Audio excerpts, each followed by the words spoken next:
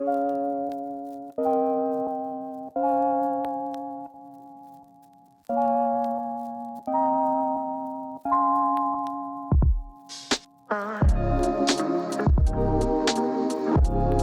moi c'est Pauline, j'ai 27 ans, je suis coiffeuse et je suis RBC adhérente depuis avril 2019.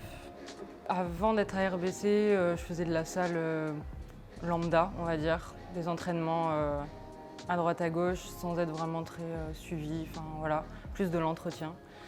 Et j'ai arrêté pendant 2 ans quasiment et du coup quand j'ai voulu reprendre, donc en avril 2019, j'ai regardé un peu autour de chez moi les salles et j'avais entendu parler d'RBC par un pote qui venait ici à l'époque.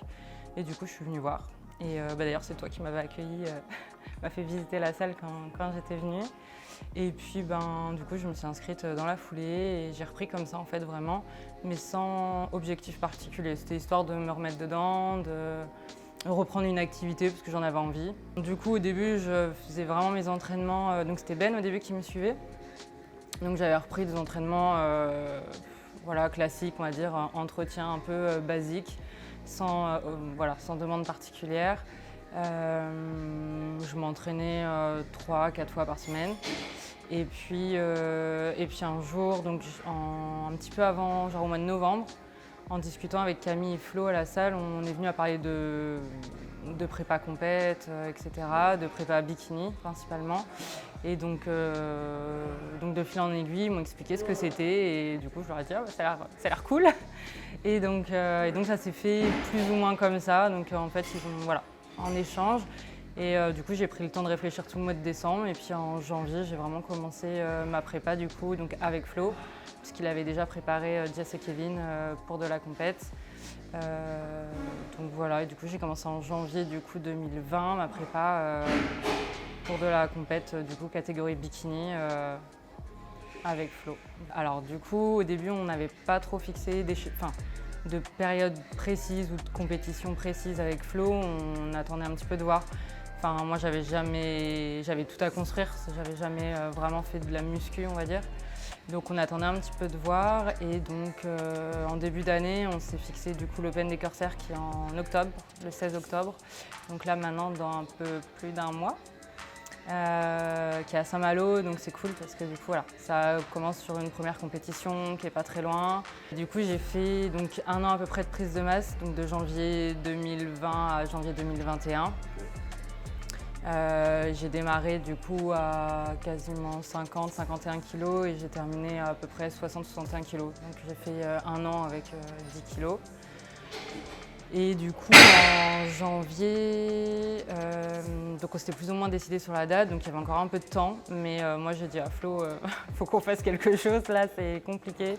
J'ai arrivé à quand même des quantités, des volumes alimentaires assez importants. Et voilà, quand tu prends 10 kilos, au bout d'un moment, j'avais envie un petit peu de stabiliser les choses. Donc du coup, on a un petit peu baissé et on a commencé à diminuer, on va dire, les quantités, les calories très progressivement et à maintenir un peu un poids. Et vraiment, depuis, je dirais, juin, où là, on a attaqué un peu plus la sèche avec des entraînements un peu différents et surtout l'alimentation et le cardio.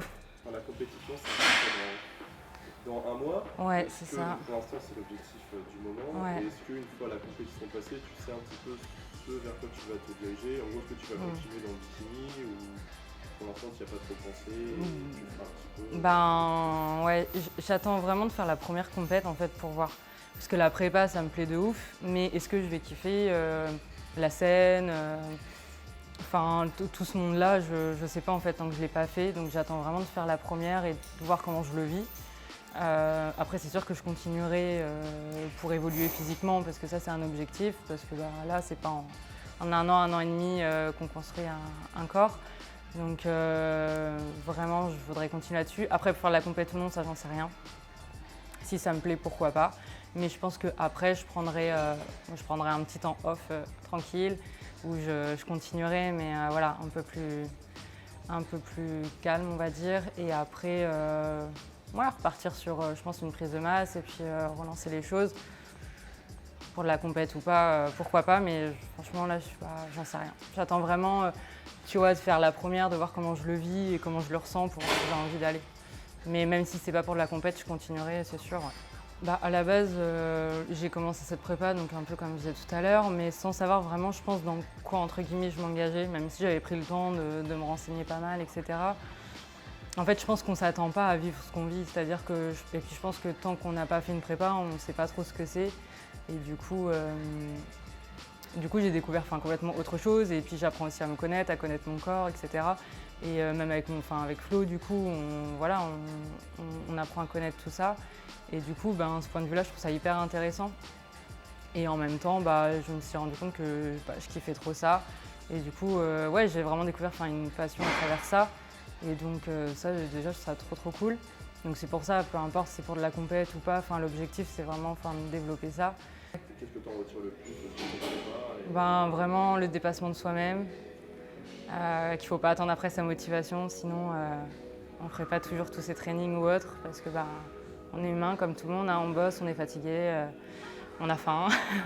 Voilà, donc vraiment rester focus, garder ses objectifs en tête et surtout pas oublier pourquoi on le fait et pourquoi on a commencé à le faire. Parce que c'est pas toujours facile et que voilà, il faut pas lâcher quoi.